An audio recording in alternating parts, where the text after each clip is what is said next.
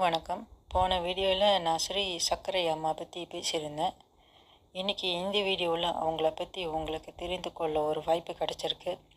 யார் யாருக்கெல்லாம் ஆன்மீகத்தில் நாட்டம் இருக்குதோ அல்லது ஸ்ரீ சர்க்கரை அம்மா பற்றி தெரிந்து கொள்ள ஆசைப்படுறீங்களோ மறக்காமல் எஸ்ஓமினி சேனலில் சப்ஸ்கிரைப் அண்ட் லைக் பண்ண மறந்துடாதீங்க.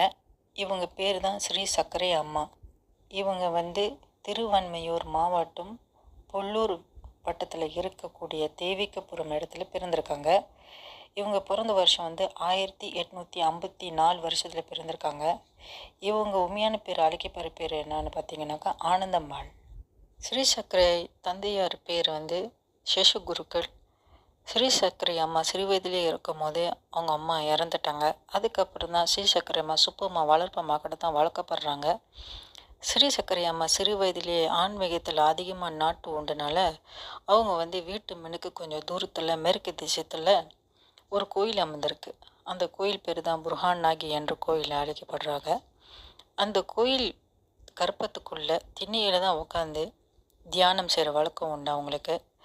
அவங்க சர்க்கரை அம்மா என்ன செய்வாங்கன்னா, தந்தையர் கொடுத்த உபதேசம் சிவன் மந்திரத்தை தான் அடிக்கடிக்கு உச்சரிப்பாங்க. அடுத்த வீடியோவில் நான் எப்படி அவங்களுக்கு பறக்கிற சித்தர் பேர் கிடச்சிச்சின்னு நான் சொல்கிறேன்.